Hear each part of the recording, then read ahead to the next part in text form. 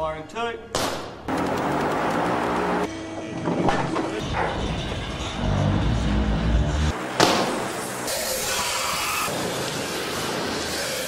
Special effects is never easy, put it that way. I've been doing it for 23 years and it's never easy. It's always, I mean, there's a lot of stuff that we've done before, but there's always problems. Okay, turn it off, turn it off. Okay. Is that supposed to happen? No, that's not meant to happen. Okay, yeah, rehearsal, here we go. And action! We deal entirely in the real world. What can be shot in camera can be a huge cost saving. And they'll run in, and we'll be going up, and they're going to grab onto that wire and stuff. Now, how are you going to do that? We've got a practical one that pulls out. Digital technology is just simply a different way of recording the material, and then a different way of manipulating it after you've recorded it. If he held on with his right hand and held on to Obi-Wan with his left hand. Okay. You've got to hang somebody upside down. It's very hard to do that digitally. It's nothing like having a person actually hang upside down to make you believe that that's what they're doing. And great. Well, that's the right idea. There's various shots in this film where we're using scenes with water shot in a pool, and we had to create the waves because to create the waves using visual effects would have been a terribly expensive exercise. Let's stand by, get the actors in, please. Ewan? Yeah. Let Hayden get a little bit ahead of you like he is right now. Okay. You're still interested in performance, and you have to work very hard to get those performances. And in a lot of ways, the easiest way to get a really great performance is the old-fashioned way. If you have an actor that needs to be in the water, then they actually have to be in the water because they have to get wet. There's just a lot of interaction between reality and the actors and a lot of other things that aren't going to change. You have to still make it appear that the environment is there. Okay, and cut. Yeah, I just want it to go up one notch. One notch. Do it right away? Yeah. My sort of greatest pleasure is when it really doesn't get noticed that it's gone so well, you know. Like it's when something goes wrong, it gets noticed. Yeah. Now let's get a move on. We still have a battle to win here. Ha! Yes, sir. I do pitch, which is basically an up and down movement. And I do the yaw movement. I'm Kerry and I do the roll movement, which is obviously that. You stand there and you have another thing. The animatics were to give us the motion so that we could basically copy that into a physical movement on the gimbal. B100 Frank, take 1, B mark. Hands up. Set. And action.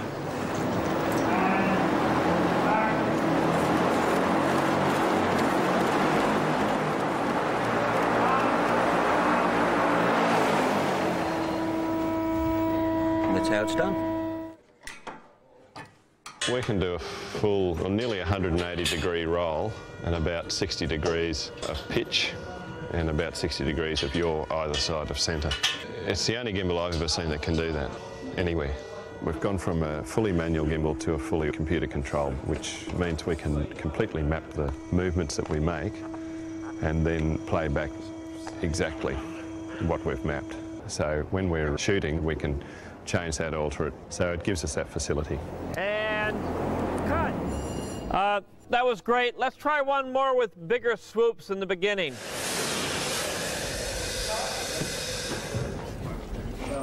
We've got liquid CO2 bottles running onto all these different various outlets we have here.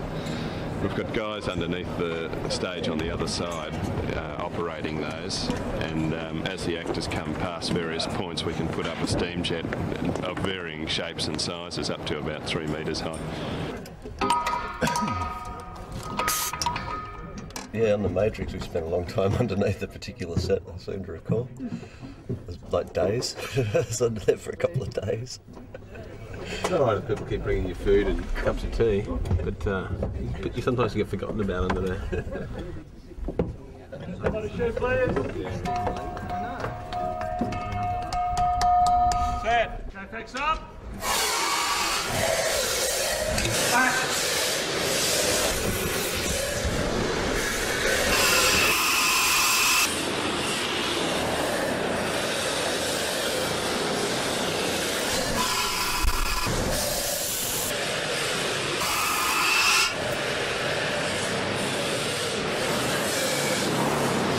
Cut. Cut. Cut.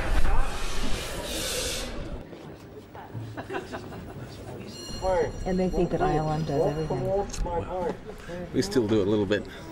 Thank you, everybody. That's a wrap. Yay.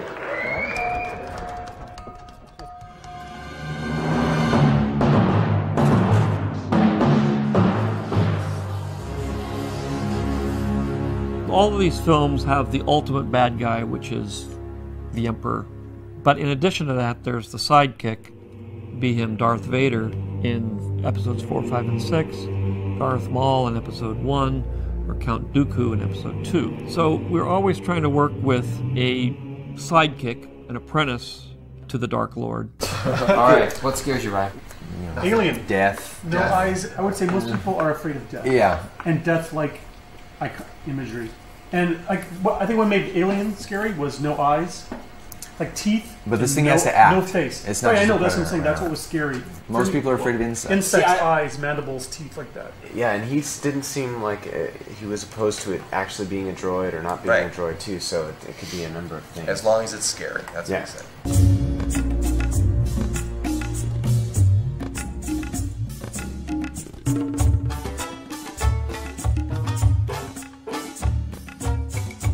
I looked around the room, I saw a lot of things that looked evil, and so I'm going to try exactly the opposite. I'm going to try things that look really very beautiful. When I was in the bathroom, I happened to be looking at this spray bottle from the top view, and I kind of saw a face in there, kind of like maybe these could be the eyes, and this could be some kind of interesting mouth. And so that's just kind of a way to play around with it. And you could, you know, as you go, you could change things around and make things your own, and things evolve from there.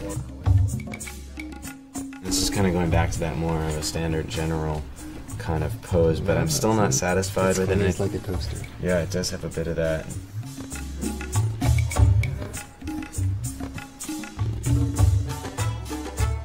If I'm doing something like this and I want to understand the pose better, I can stand here and do that so I get back far enough.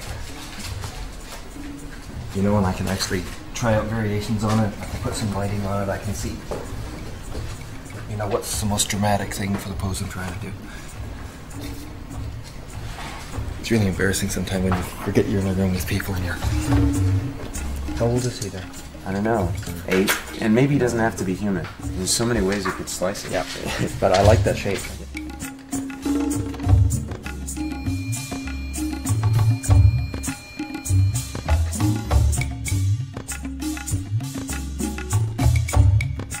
I'm going to try and color those in the next 45 minutes. It's 0 hour, it's go time, baby. Oh my goodness. Two pieces of foam core, both vertical side by side. The wall, they are... Cool it down. Cheers. That's our art department. Yeah. For Grievous, once again, we're creating an animated character that doesn't exist and trying to present that to George as, here's your choice of actor. Who would you want? The room gets bigger and bigger. Anyway, if there's anything here that takes you fancy.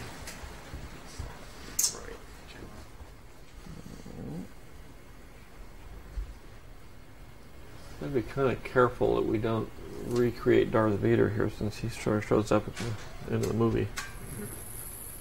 Although, the ultimate scary guy, a kid. He's a video Spoken. player. Is somebody a parent? The ones I like the most. I like this one and this one. And I could like these if we went with a droid. Some of this gets a little devilish. So it's got to be threatening. It's got to be something. I don't want it to be Darth Vader-like. I don't, you know. This at least you really know it's a droid. Do you want to see more, or do you want to develop these? Well, we'll give a chance to develop these. I mean, you can see some more. If anybody's got any ideas, I'm always open to ideas. Okay. The art department team, I think I've described before, is very much like a jazz band ensemble, where you know when it's your time for the drum solo. At the last minute, I had one little sketch I had started before for an idea for the Droid General. We had a little bit of time yet, so I just finished marking it up and I handed it over to Ryan Mendoza. And sure enough, like during the meeting, George went straight to that one and said, "This is the one." This guy, with this has human eyes, or not human, but animal eyes. that would move around. You actually get to see the whites and get to see that it's an actually organic thing, which might be really ugly. I came up with the idea of General Grievous as a leader of the droid armies. He's kind of a little bit of an alien in a droid shell, which is sort of an echo of what Anakin is going to become. Warren's actually made the icon from this film. But you don't know what it means, and I kept telling him, remember what that felt like.